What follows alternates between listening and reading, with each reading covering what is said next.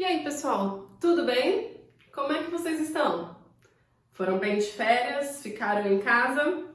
Saudade da escola, né? Confesso que eu também estou com saudade da escola e saudade de vocês também, de ver cada um de vocês dentro da sala de aula. A gente sente falta sim, viu?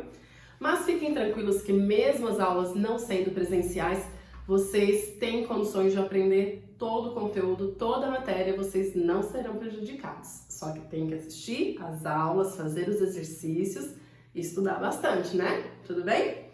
Na aula de hoje, nós vamos falar de potência dissipada de um resistor. Na verdade, é uma partezinha ainda da primeira apostila que a gente encerrou na parte dos circuitos elétricos, lembra?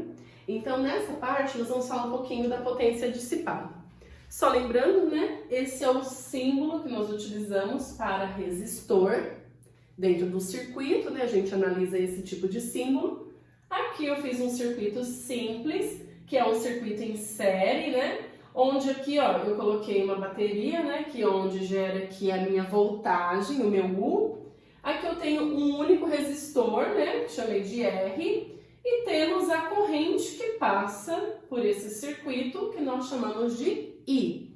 Então, é sempre importante a gente analisar essas três informações, né? O valor que você tem do resistor, a voltagem que você tem no seu circuito e o valor da corrente. Aqui é um circuito simples, um circuito em série. Tá. Como nós calculamos a potência dissipada? Pessoal, a potência, quando ela passa no resistor, ela vai ser dissipada por causa do calor. O resistor, ele tem como característica aquecer, sofrer um aquecimento devido ao efeito Joule. Então, o que vai acontecer? A potência aqui, devido ao aquecimento, ela vai se dissipar. E como nós podemos calcular essa potência dissipada? Então, uma das maneiras que nós calculamos, de acordo com essas informações, é a fórmula do π. Tá? Em alguns livros ele fala potência igual a U vezes I. Eu prefiro usar I vezes U, por quê? Porque a gente decora mais fácil, a fórmula do π, tá? Potência vai ser igual a corrente do circuito vezes o potencial elétrico, no caso, nosso U, nossa voltagem, tudo bem?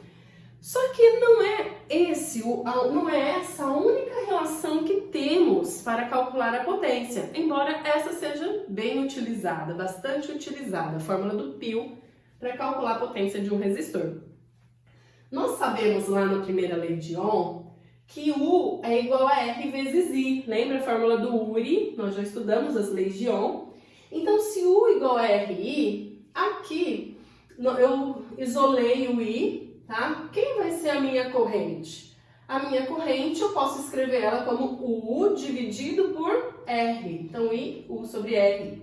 Então, U é igual a R vezes I. E eu coloquei o I isolado, ficou I igual a U sobre R. Por que eu escrevi, né, lembrei essa relação da lei de Ohm? Porque nós podemos, né, utilizar a lei de Ohm aqui na fórmula do π para chegar em novas relações para a potência. E é isso que nós vamos fazer hoje. Então, vamos pensar no seguinte, ó. Se U é igual a R vezes I, eu vou substituir no lugar do U, eu vou trocar e colocar o R vezes I. Ou seja, corrente vezes U. Quem é U? R vezes I. Você vai perceber que nós vamos ter I vezes R vezes I. Como é uma multiplicação, nós vamos ter I vezes I. I vezes I é I ao quadrado. Então, podemos escrever como R vezes I ao quadrado. Olha só, a potência dissipada também pode ser calculada pelo valor do resistor vezes a corrente elevada ao quadrado. Gente, essa aqui é a melhor fórmula que vocês vão ver esse ano. É a fórmula mais bonita, né? Porque é a fórmula do π quadrado, ou seja, nossa, mais do que uma, mas lembra que o quadrado é só no I. Então, temos a fórmula do π, temos a fórmula do π quadrado, tá? E aí nós temos mais uma relação ainda que podemos escrever, que é quando a gente substitui o I por U sobre R. Vamos ver como é que fica? Se eu pegar aqui a fórmula do π1, vou até escrever ela de novo. E agora, no lugar do I, tá? No lugar do I, vou colocar U sobre R.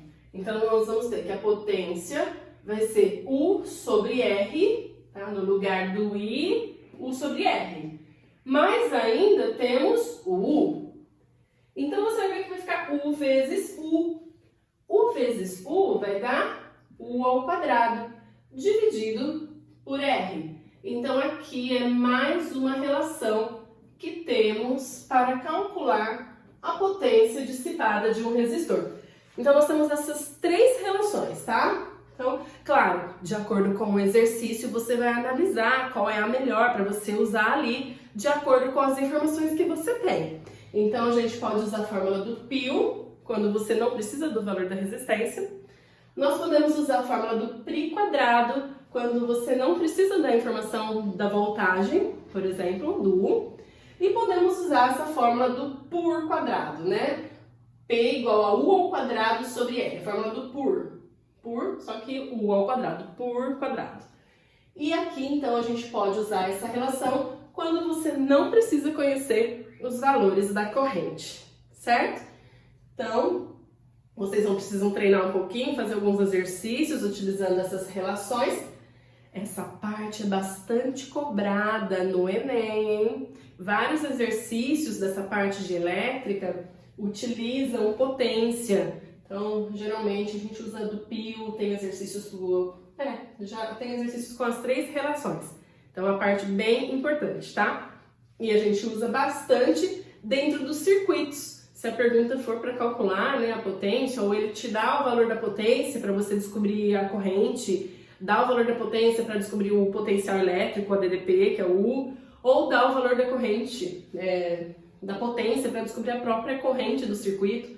Então, relações entre corrente, diferença de potencial, que é a voltagem, e resistência, né, relacionadas também com essas, vão ser 4 informações, então, ao total, né? Potência, corrente, resistor e voltagem. Então, essas são as relações para calcular a potência dissipada de um resistor, tá bom? Simplesinho? Tranquilo? Até a próxima, então. Beijo!